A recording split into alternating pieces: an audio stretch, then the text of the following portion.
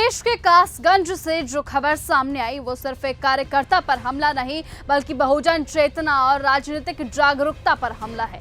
Azad Samaj party के youth wing जिला सचिव कुलदीप जैन पर दिन दहाड़े लोहे की रॉड से किया गया हमला। कोई सड़क छाप विवाद नहीं बल्कि ये सत्ता संरक्षित गुंडागर्दी का एक नमूना है। कुलदीप बाजार से लौट रहे थे। रास्ते में मामूली बात को लेकर बहाना बनाया गया और उन पर योजनाबद्ध हमला हुआ। लेकिन सबसे शर्मनाक बात ये नहीं कि हमला हुआ है, सबसे शर्मनाक बात ये है कि 3 दिन तक एफआईआर तक दर्ज नहीं की गई। और अगर ये मामला चंद्रशेखर आजाद जैसे नेता अगर नहीं उठाते तो शायद ये मामला वहीं पर दबा दिया जाता। तो वहीं बता दें कि अब चंद्रशेखर आजाद का गुस्सा भी जायज है। उन्होंने साफ शब्दों में कहा कि हम डरने वालों में से नहीं हैं। ये सत्ता के बल पर बहुजनों को कुचलने की आखिरी कोशिश है और इसका जवाब सड़कों से लेकर संसद तक दिया जाएगा। चंद्रशेखर ने भाजपा से जुड़े अराजक तत्वों पर सीधे आरोप लगाया और पुलिस पर संवेदनहीनता और सरकार के तलवे चाटने का आरोप तक लगा दिया है। सवाल अब ये है कि क्या कुलदीप जयंत का कसूर सिर्फ इतना था कि वो एक बहुजन संगठन की जमीनी नेता के साथ जुड़े हुए थे?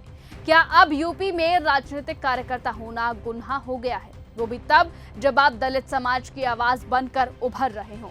आज की तारीख में अगर कोई पार्टी यूपी की जमीन पर दलित पिछड़ों नौजवानों को संगठित कर रही है तो वो है आजाद समाज पार्टी।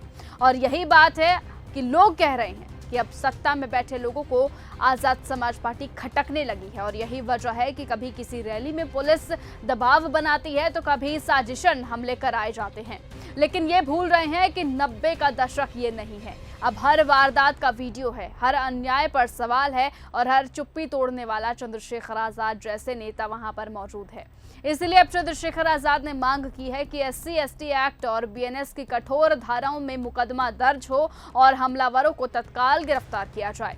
उन्होंने ये भी साफ कर दिया कि अगर कानून अपना काम नहीं करेगा तो आजाद समाज पार्टी और भीम आर्मी अपने तरीके से जवाब देंगे। लोकतांत्रिक मगर निर्णायक कुलदीप जैन पर हमला अब एक मामूली केस नहीं बल्कि ये चुनावों से पहले दलित आंदोलन को कुचलने की कोशिश है। लेकिन जो लोग ये सोच रहे हैं कि मारपीट से आंदोलन को रोका जा सकता है वो इतिहास पढ़ ले। बाबा साहेब की विचारधारा लोहे की रॉड से नहीं बल्कि संविधान की कलम से जवाब देती है। इसीलिए अब ये देखना है कि सत्ता झुकती है या फिर सड़क पर जन सैलाब उतरता है। लेकिन अब एक बात ये तय है कि अगर हर हमला अब चंद्रशेखर आजाद को ऐसे ही मजबूत करता रहेगा और सत्ता को और ज्यादा बेनकाब करेगा। इसलिए अब ये देखना है कि जिस तरीके से आजाद समाज पार्टी को दबाने की कोशिश की जा रही है, क्या 2027 में अब वो अपना परचम लहरा पाएगी? क्या 2027 में वो अपना वजूद बनाए रख पाएगी? ये आने वाला वक्त बताएगा। फिलहाल आज की इस खबर में सिर्फ इतना ही। देश और दुनिया की तमाम बाकी खबरों से ऐसे ही जुड़े रहने के लिए आप बने रहिए